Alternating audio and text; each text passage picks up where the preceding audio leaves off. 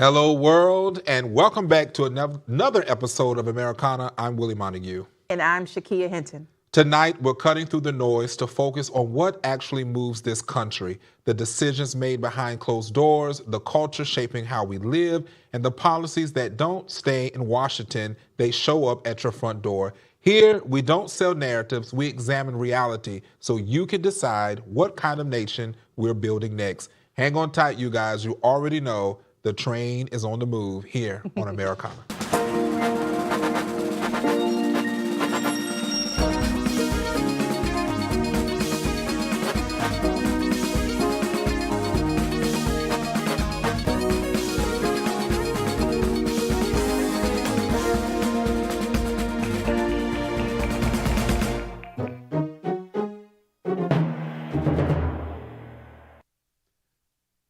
Coming up on Americana today, the clash between governors and the White House and whether excluding Democrats undermines bipartisan governance, while black unemployment rates are surging, the growing political fight over caregiving, who pays, who provides, and who decides, and a defining conversation on what black excellence really means today.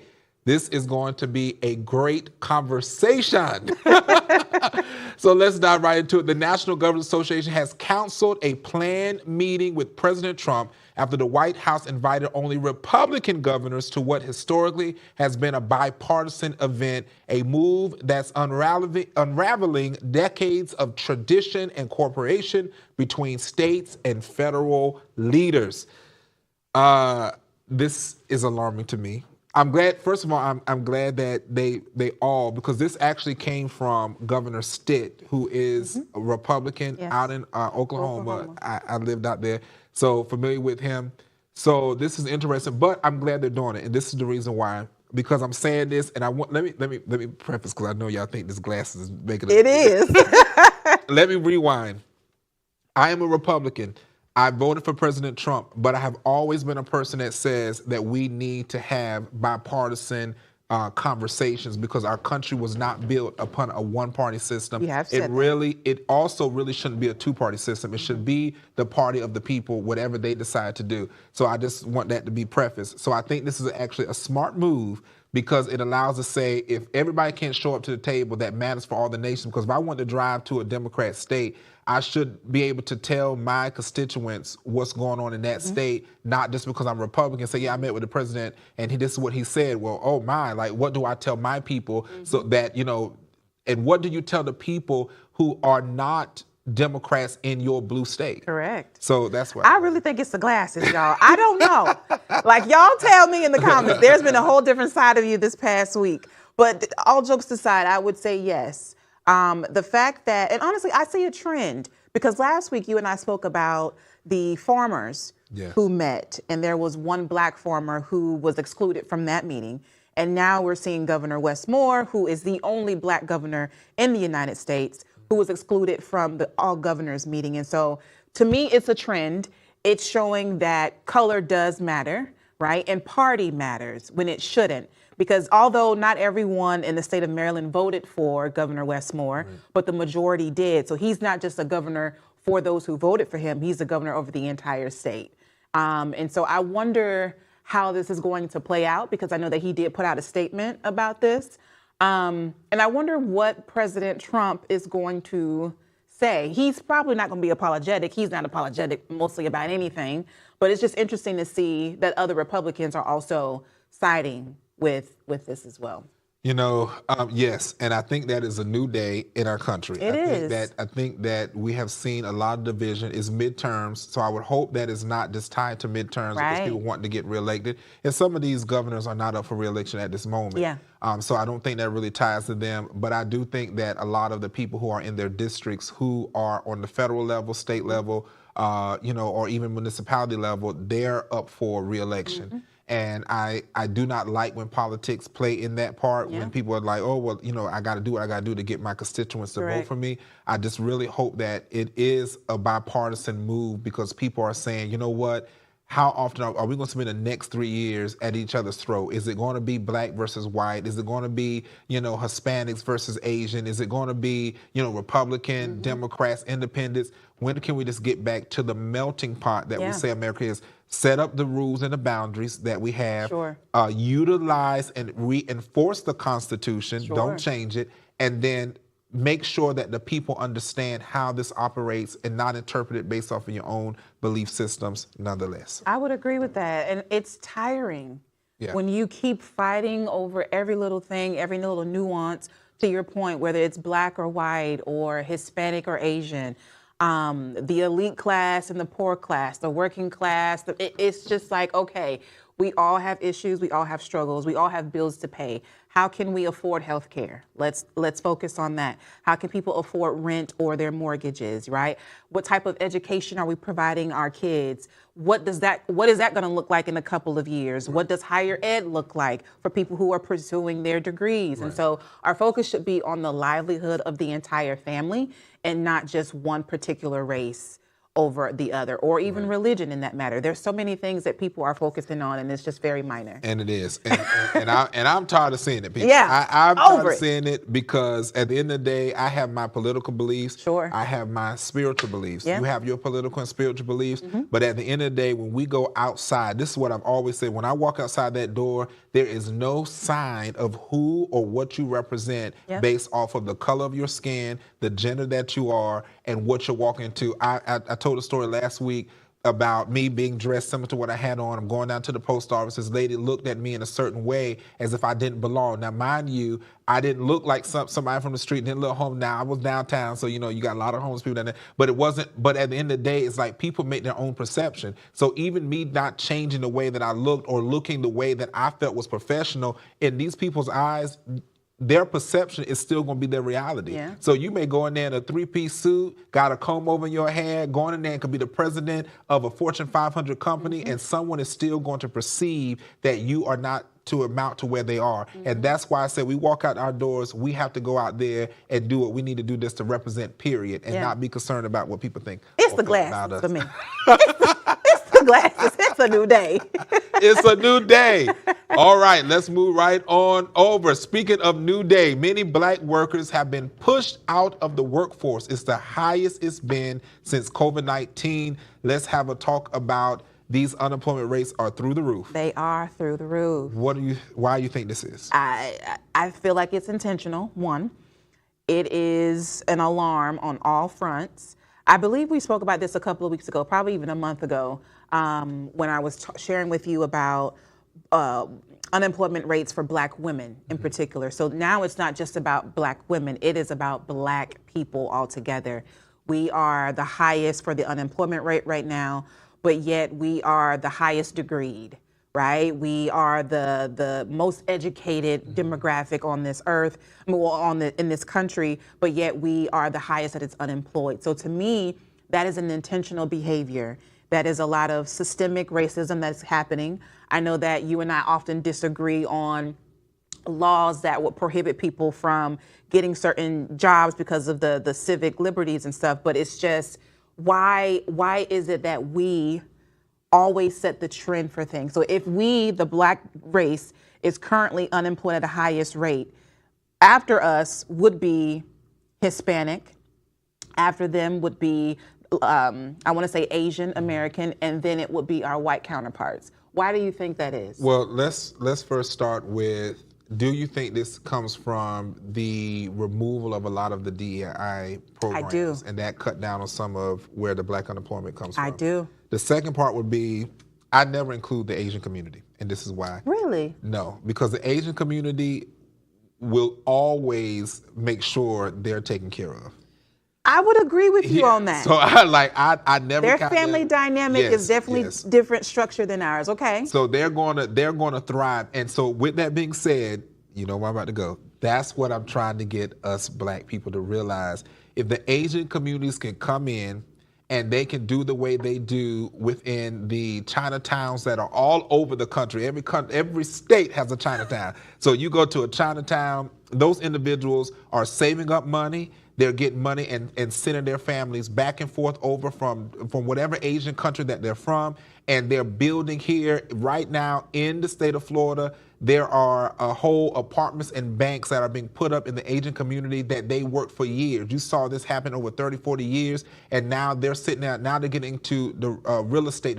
They done it smart. They laid low. They did what they need to do. They contribute to society. But it's not just that. It's not just about them laying low and contributing to society. It also has a lot to do with how society sees them as more human or as more respectable than Black people. Banks look at Asians and say, oh, we will definitely trust you with this loan because we know that you'll pay it back. So they have a higher chance of getting a loan than a Black person would. So that's why we see a lot of communities. And I think that comes to us getting back to the bare bone minimums of education in our communities, where we talk about, because when I speak to our young boys, I always reference this because I'm around these teenagers that sometimes I'd be like, ooh, we got a lot to do. But it's like they don't understand just the financial literacy parts of things. Like, we need to get back to educating, not quick money, but just educating them on money, period. I know that these boys get allowances. They get $50 before the day is over. That $50 is gone because it burns as OFO said, burn Uber Eats. And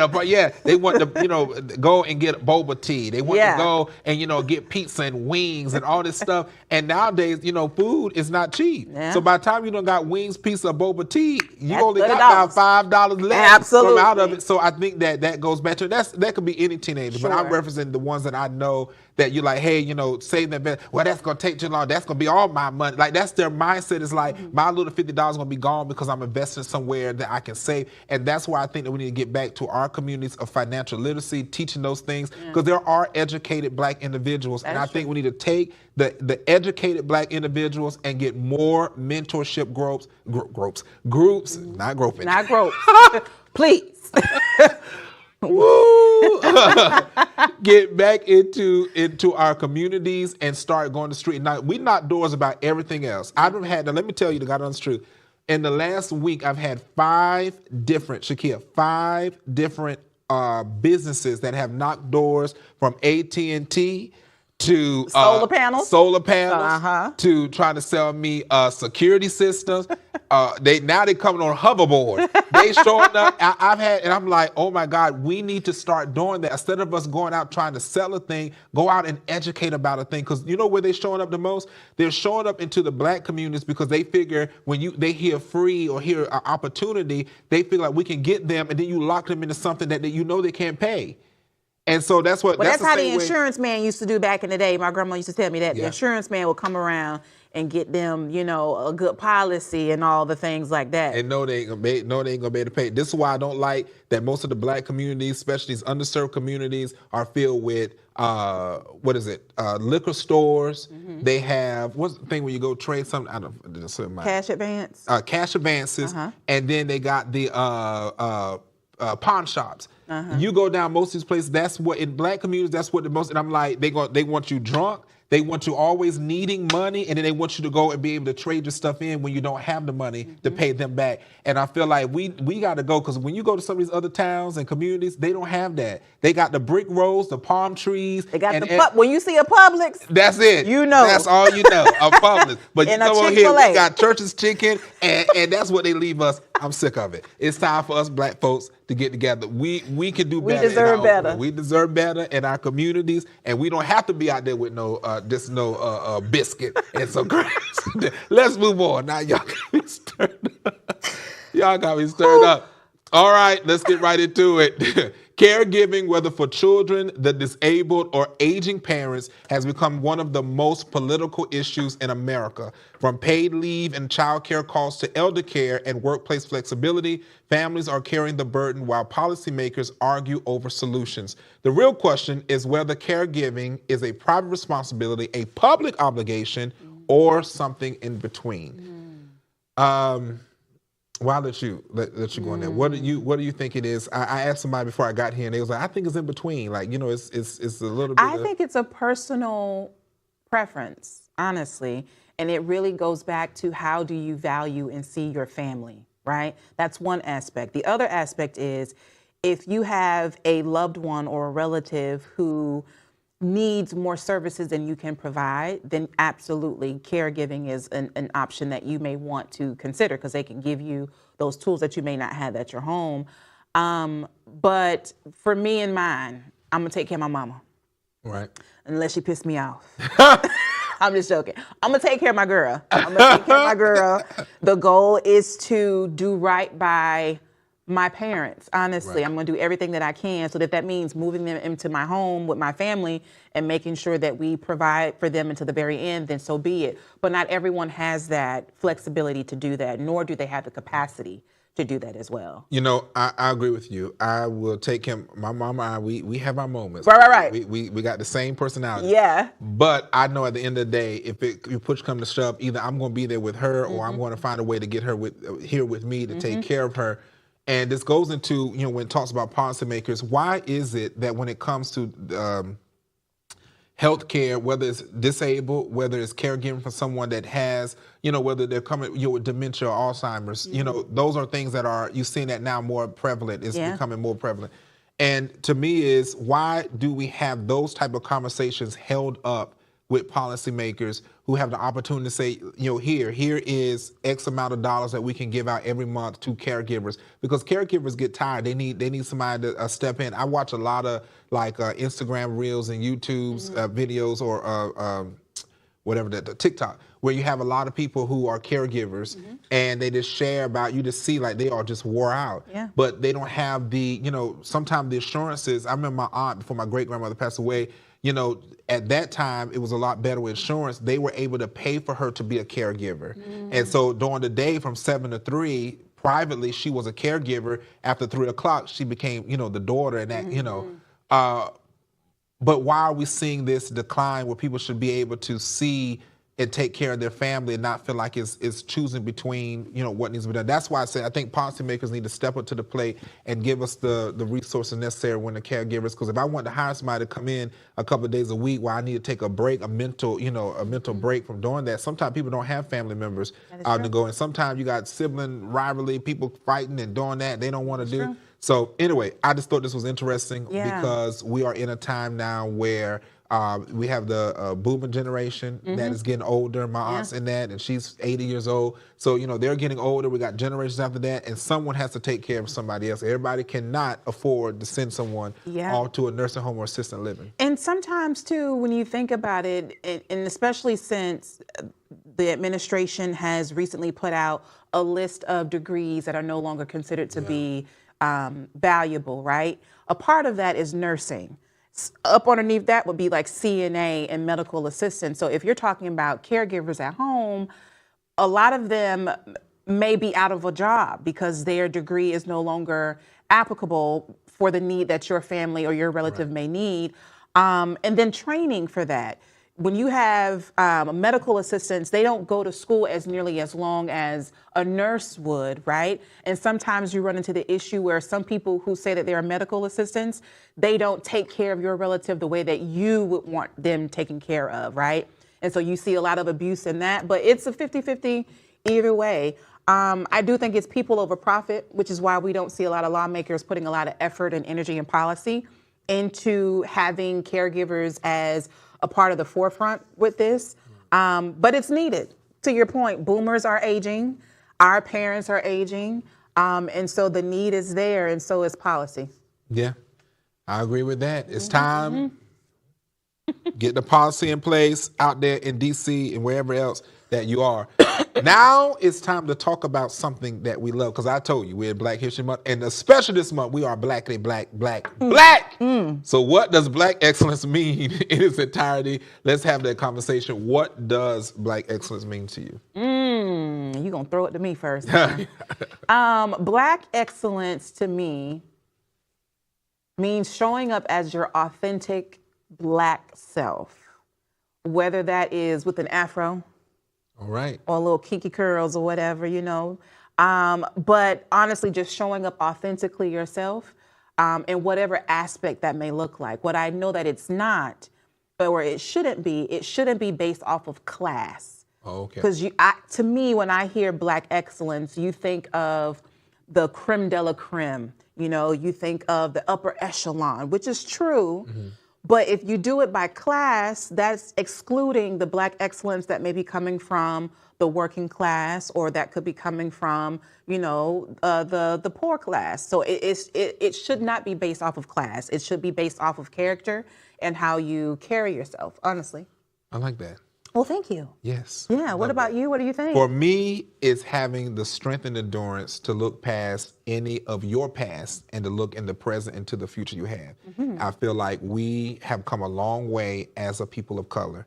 And despite my political differences, I still know that I am a Black man in the United States. But I believe with that we have such a strong presence in this country now that we may not think we have. I just think it needs to be tapped in a lot harder. I think this is what I believe what has happened with the true Black excellence. I believe that we've seen what has been oppression.